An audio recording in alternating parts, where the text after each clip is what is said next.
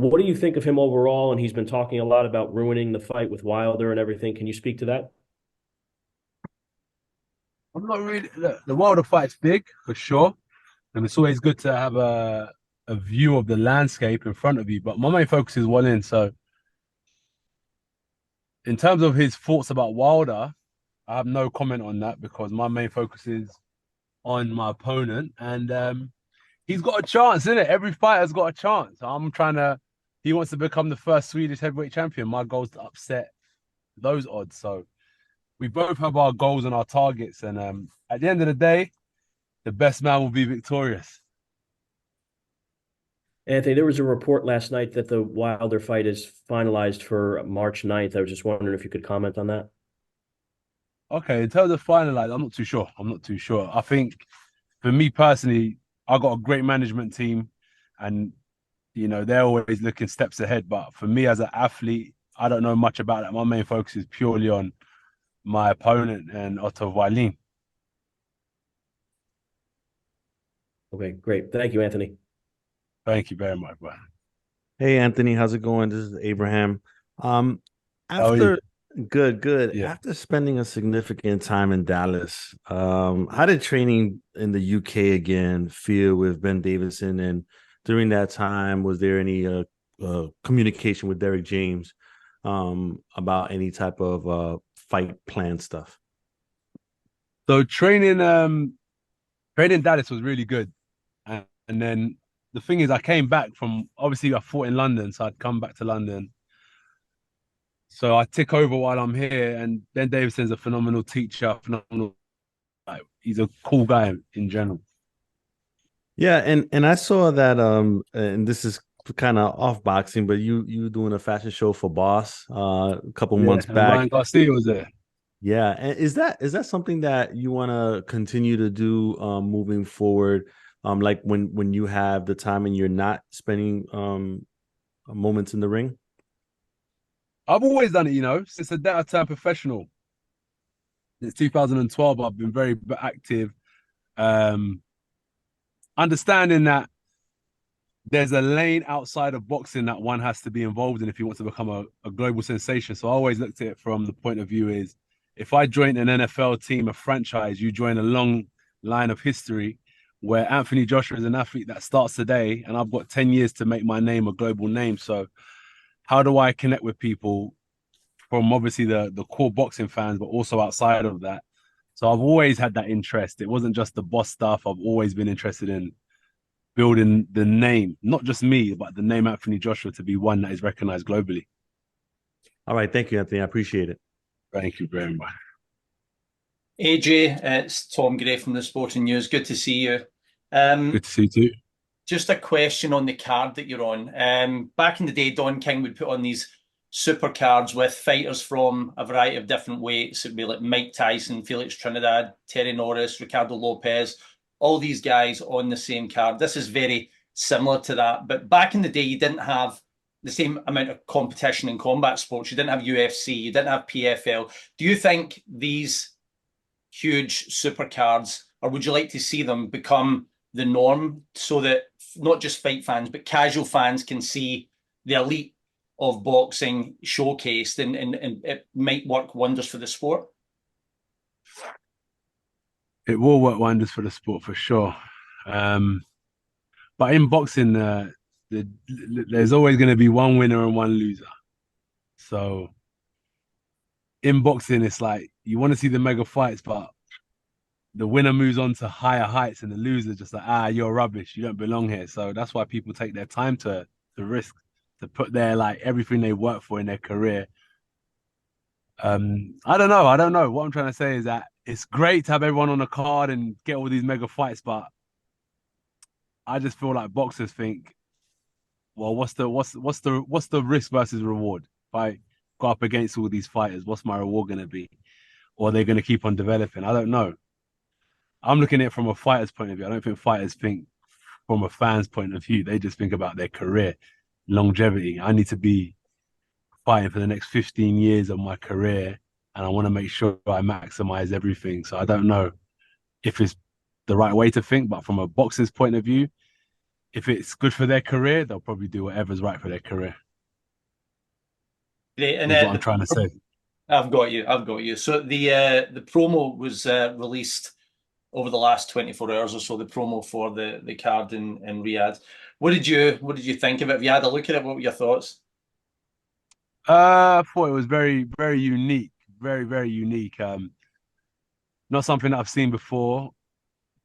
Is it like what they're doing out in Saudi is game changing in my opinion. That stuff costs a lot of money. Like it's an investment from, let's say you got to put on money and you've got to invest in building the show. I saw the setup and they're flying people in from all over the world, the production team and so on and so forth. It's game changing in my opinion. We only see you guys only see like a 1 minute clip, but they were there for days. It's really good. I think it's really good what they're doing. So even in that aspect, they're changing the face of boxing for sure. I think from a fan's point of view, it's like exciting. Like, oh, that looks cool. So I think it's really good what they're doing. Thanks, champ. Hi AJ, it's Matt from Design News. You're good? Yeah, you? Yes, good, thank you. Ahead of this fight, Otto Wallin hasn't been afraid to speak his mind, and he's questioned your mentality ahead of this fight, December 23rd. He says that you're mentally weak, and it's something that he will exploit. I just want to find out what's your response to his claims. I've never seen someone win a fight via mental games. Like the way you win a fight is by punching someone more times or punching someone harder than the other person. So it's here nor there, isn't it? Save my busks. Let me take that. It's too hot. No. It's here nor there at the end of the day. What can I say? It's his point of view. But at the end of the day, the one who throws more punches and lands the harder punches will win, not the one who has an opinion about someone's mentality. Yeah, let's see how that plays out. And obviously, just on the mental thing, compared to your two fights earlier this year between Jermaine Franklin and Robert Helenius, I've got a feeling at the announcement press conference that you seem very fired up. You seem aggressive. There seems to be that old AJ back. Is there something that's triggered in your mind that's gone? Do you know what?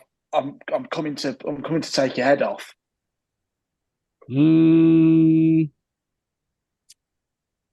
Everyone's always subject to change in life. Different times in their life present different things, and just another fight where I want to win.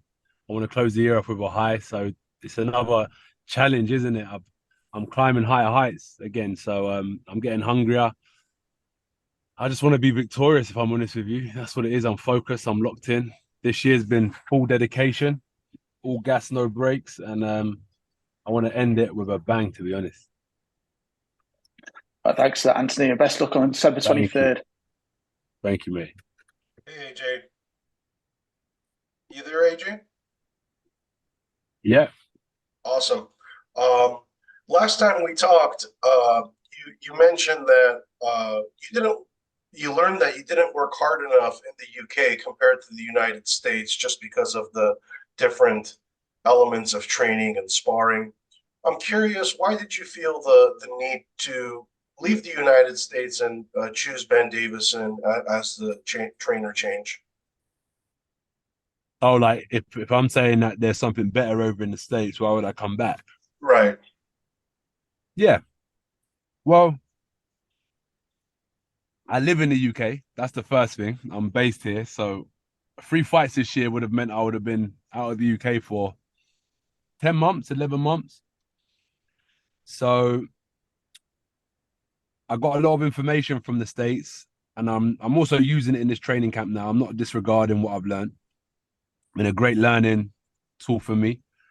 And I had every intention to go back, but circumstances presented themselves where this fight, we were just training, really ticking over.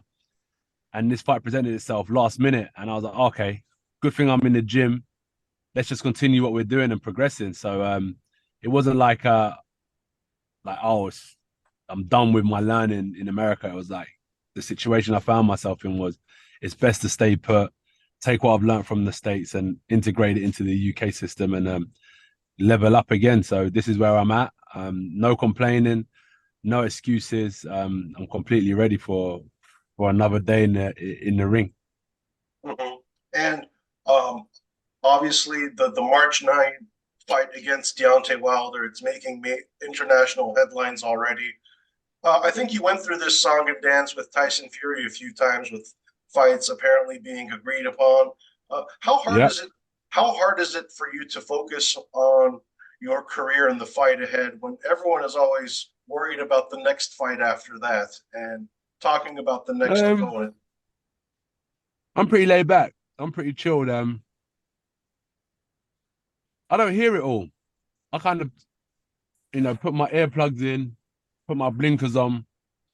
I'm a very level-headed person. I'm pretty chilled out. And I obviously know that one good fight leads to another good fight. So if let's say I get past Wallin, obviously Wilder's probably next. If I don't get past Wallin, who knows what's next? So everyone's looking as it the people that are speculating that this fight will happen are the ones who are saying that I should beat Wallin. So they're predicting my future for me.